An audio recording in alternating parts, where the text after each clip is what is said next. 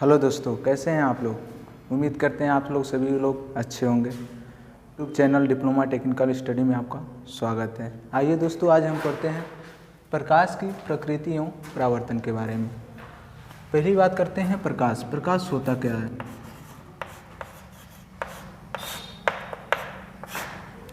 प्रकाश से विकिरण ऊर्जा है जिसकी सहायता से हम किसी वस्तु को देख सकते हैं। प्रकाश एक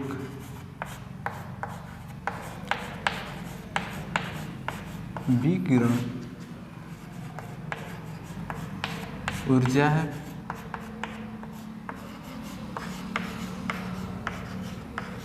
जिसकी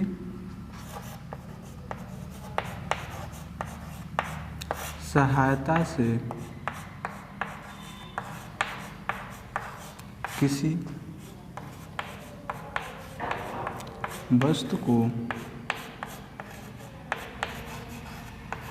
देखने में मदद करती है या सहायता करती है। प्रकाश जो होता है विद्युत चुंबकीय तरंग की चाल से चलती है। प्रकाश जो है निर्वात में भी गमन करता है, लेकिन साउंड निर्वात में गमन नहीं करता है। जैसे कि प्रकाश की चाल क्या होती है। निर्वात में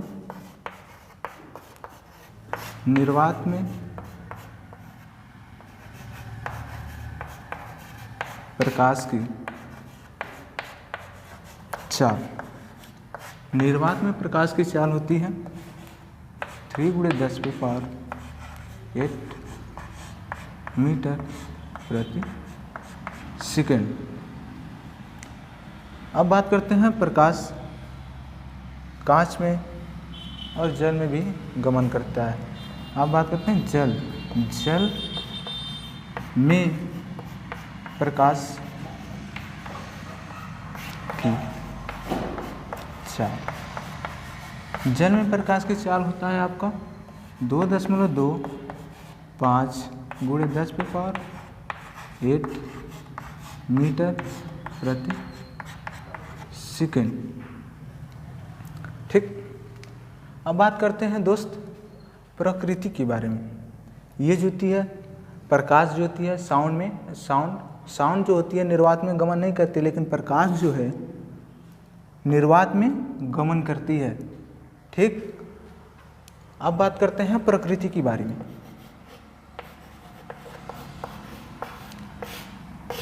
प्रकृति के बारे में जानते हैं। प्रकृति एक होता है प्राकृतिक और दूसरा होता है मानवकृत स्रोत। जो प्राकृतिक स्रोत होती है दो प्रकार से होती है। एक होती है प्रकृति, दूसरा होता है मानवकृत स्रोत। एक प्रकृति स्रोत, मानव प्रकृति स्रोत। प्रकृति स्रोत में आ जाएगा आपका जिसके पास खुद की ऊर्जा हो, रोशनी हो, वो सब प्रकृति है। जैसे कि आपका है सूर्य, चंद्रमा। मानवकृत की बात करते हैं जो मानव ने बनाया, जिससे हो गया आपका बल्ब। ठीक। लेकिन ये विज्ञान की भाषा से इसको देखते हैं तो ये आपका जिसके पास खुद की ऊर्जा हो, खुद की रोशनी हो, वो आपका दीप्त कहते हैं। जिसके पास खुद की ऊर्जा ना हो, किसी दूसरे के सहायता से ऊर्जा उत्सर्जित करके आपको ऊर्जा प्राप्त करता है, तो वो आपका मानवकृत यानी अदीप्त होती है। अब बात करते हैं चंद्रमा तो खुद के पास ऊर्जा होती नहीं है। सूर्य का प्रकाश पृथ्वी पे पड़ता है, इससे रिफ्लेक्ट होकर चंद्रमा पे पड़ती है, तब हमको दिखाई देती है। ठीक। तो ये आपका दीप्त नहीं होता है। ठीक। अब बात करते हैं यहाँ पर दीप्त की। दीप्त दीप्त के बारे में बात करते हैं। तो दीप्त आपका जिसके पास खुद की ऊर्जा हो, खुद की रोशनी हो, वो दीप्त होता है। और जिसके पास खुद की ऊर्जा ना हो, किसी दूसरे की सहायता से ऊर्जा उत्सर्जित करके किसी दूसरे को देती है, वो अदीप्त होती है। दीप्त के बारे में जिसके पास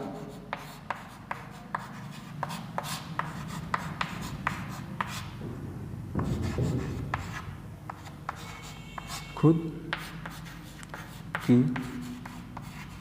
ऊर्जा होती है। बात करते हैं जैसे आपका हो जाएगा सूर्य, ठीक, आपका आ जाएगा इसी में बल्ब, ठीक। अब बात करते हैं आपका अदीप्त की।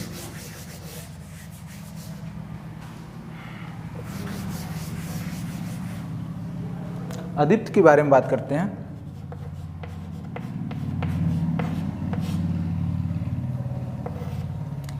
अदीप्त होती है जिसके पास खुद की ऊर्जा नहीं होती है। जैसे कि आपको हो गया कांच। अगर कांच को हम अंधेरे में रख देंगे तो आपको दिखाई नहीं देगा, लेकिन इस पर प्रकाश अगर पड़ती है तो ये आपको चमकते हुए दिखाई देगी, इसलिए यह अदीप्त है, ठीक। अब बात करते हैं प्रकाश की प्रकीर्णन के बारे में। नेक्स्ट हेडिंग है आपका प्रकाश की प्रकीर्णन। लेकिन उससे पहले आपको हम प्रकाश के गुण के बारे में बताते हैं।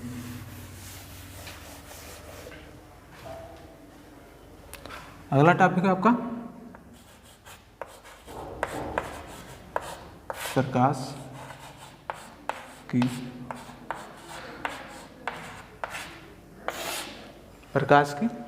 गुण। स्टार्ट है। प्रकाश के गुण। बात करते हैं प्रकाश के गुण के बारे में। प्रकाश एक अदृश्य ऊर्जा है। प्रकाश एक अदृश्य ऊर्जा है। प्रकाश की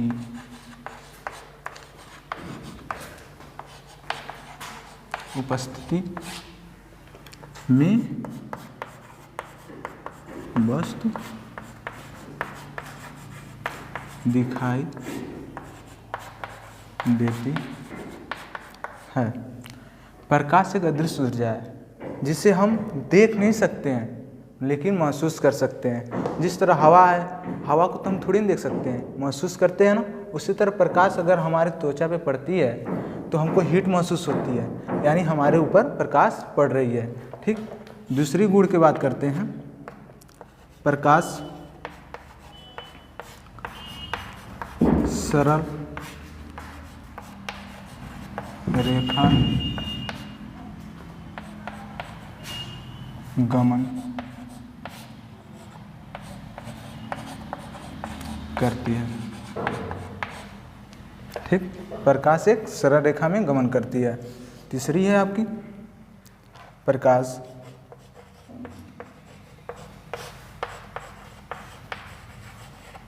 विद्युत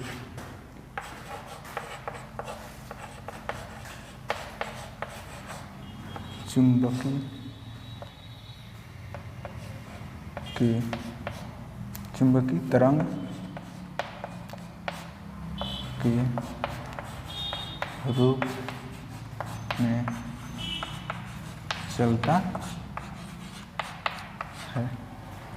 और एक होती है, चौथी आपकी होती है प्रकाश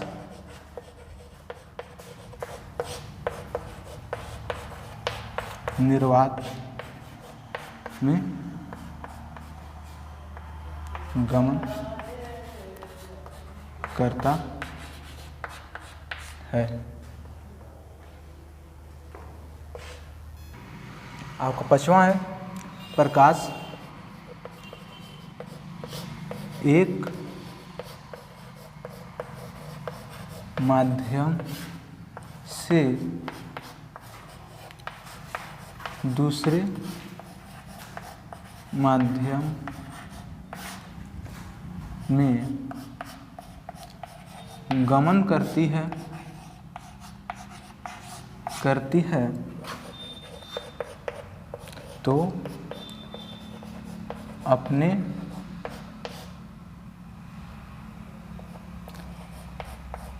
मार्ग से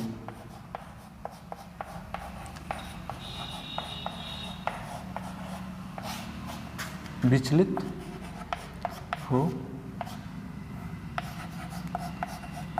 जाती है। ये आपका प्रकाश के गुण है। बात करते हैं दोस्त प्रकाश पुंज के बारे में। प्रकाश की पुंज। प्रकाश की पुंज 3 प्रकार की होती हैं। पहला आपका होता है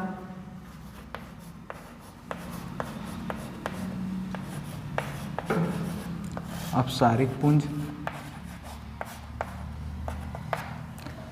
दूसरी आपकी होती है अभिसारिक पुंज।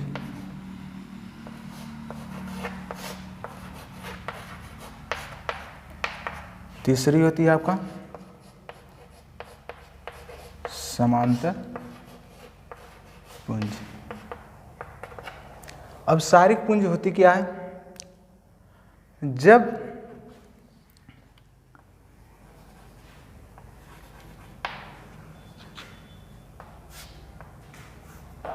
अनंत मतलब इनफाइनाइट जितने किरण होती है, जैसे कि किरणों के समुदाय को हम पुंज कहते हैं। मतलब कई प्रकार, कम से कम 1 से इनफाइनाइट जो किरण होती है, इस सब किरण को मिलाते हैं तो आपका बनता है प्रकाश की पुंज। बात करते हैं अपसारिक पुंज की। अपसारिक पुंज यह होती है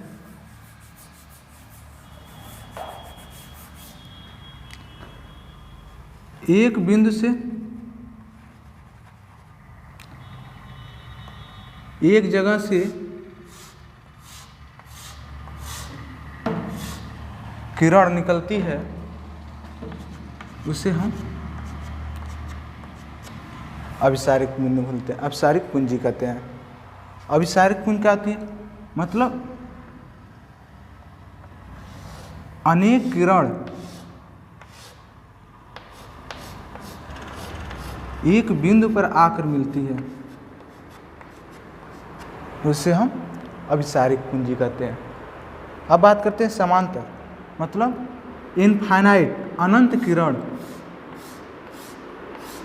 एक दूसरे के पैरेलल होते हैं, मतलब बराबर होते हैं। ये सब किरण समांतर पुंजी कहते हैं। ठीक। अपसारिक क्या होती है? एक बिंदु से मतलब एक जगह से अनेक किरण निकलती है, उसे अभिसारिक पुंज कहते हैं।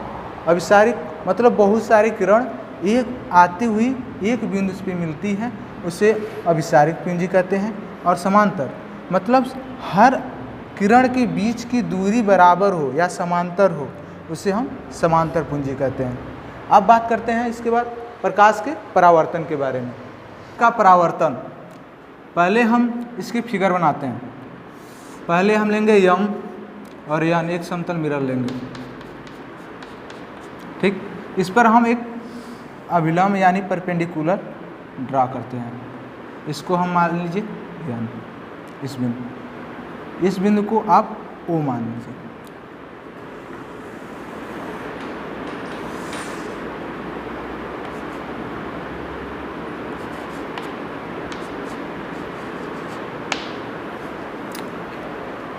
जो किरण आती है और आपतन बिंदु से मिलती है, इसे हम क्या कहते हैं? आपतित किरण। जब आपतन बिंदु से टकराकर वापस चली जाती, इसे हम क्या कहते हैं?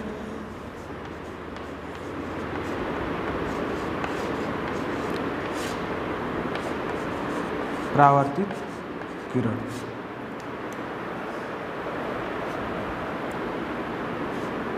आपतित और जो इसे नॉर्मल रे को हम क्या कहते हैं, अभिलंब।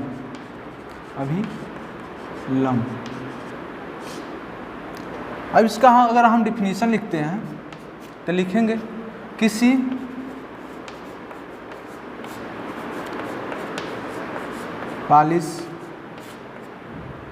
पालिशदार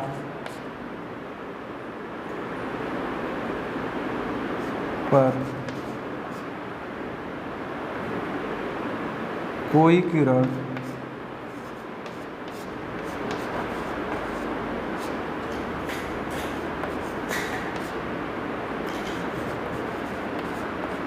टकराकर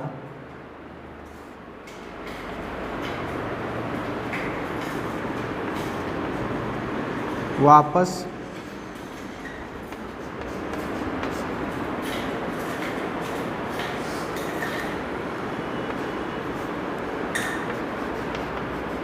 चली जाती है तो इस घटना को प्रकाश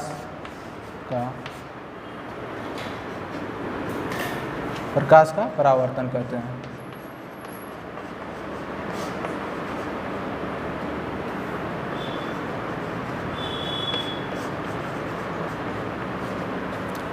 बात करते हैं आपतित किरण और अभिलंब के बीच के जो कोण बनते हैं, जो एंगल बनते हैं आई, इसको कहते हैं आपतन कोण।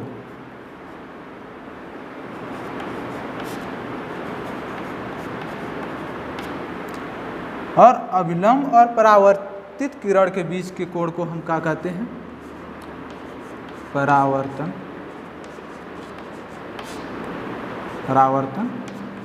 कोण। ठीक, इसके कुछ नोट्स हैं। पहला है आपतित किरण, अभिलंब और परावर्तित किरण ये सब एक ही तल में होते हैं।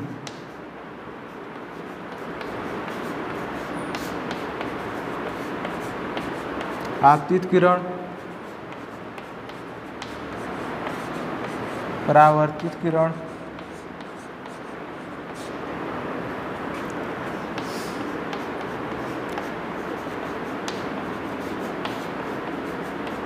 अभिलंब, तीनों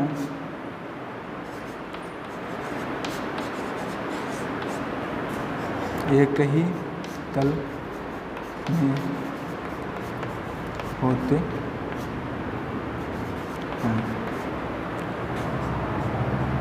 दूसरा पॉइंट है आपका आपतन कोण और परावर्तन कोण सदैव आपस में बराबर होते हैं। आपतन कोण तथा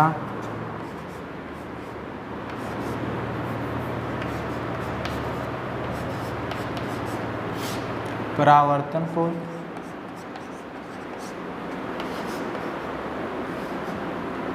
सदैव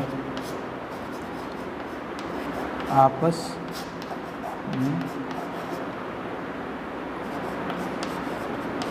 बराबर होते हैं। Sine I equal to angle sine I equal to